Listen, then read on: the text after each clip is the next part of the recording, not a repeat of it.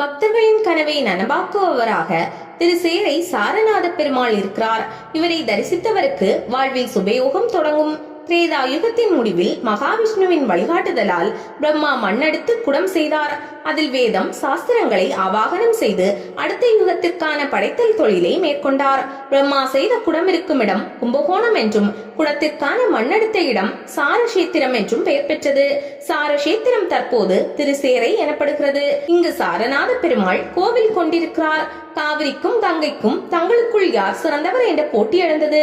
கங்கைக்கும் மேலான சிறப்பை பெற விரும்பிய காவிரி திருசேரையில் தவம் மேற்கொண்டாள். மகாவிஷ்ணு விரும்பிய வரம் அளித்ததோடு சாரநாத பெருமாள் என்னும் பெயரில் இங்கிருக்கிறார். முதலில் குழந்தை வடிவில் காட்சியளித்தார் விஷ்ணு. வந்திருப்பவர் கடவுளே என்பதை உணர்ந்த காவிரி வணங்கினாள். இதன் பின் கருட வாகனத்தில் எழுந்தருளினார். குழந்தை வடிவில் வந்ததால் சுவாமிக்கு மதலி பிரான் என்று பெயருண்டு. மதலி என்றால் குழந்தை. மார்க்கண்டேய மகரிஷி இவரை வழிபட்டு நற்பேறு பெற்றார். கிழக்கு நோக்கிய ராஜகோபுரத்துடன் உள்ள இக்கோவிலில் 2 பிரகாரங்கள் உள்ளன. மூலவர் நின்ற கோலத்தில் சங்கு சக்கரம் செந்தாமரை கதாயுதம் ஏந்தியபடி உள்ளார்.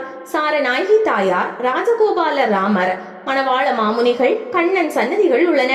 உற்சவருக்கு அருகில் ஸ்ரீதேவி, பூதேவி, நீலாதேவி, சாரநாயகி என்னும் 4 தாயார்களும் மார்பில் மகாலட்சுமியும் உள்ளனர். இவர்களை பஞ்சலட்சுமி என்கின்றனர். இங்குள்ள நரசிம்மருக்கு சுவாதி நட்சத்திரத்தன்று திருமஞ்சனம் நடக்கிறது. எதிர்பார்ப்பு நிறைவேற தொடர்ந்து 5 புதன் இவருக்கு வெள்ளை மலர்களால் அர்ச்சனை செய்கின்றனர்.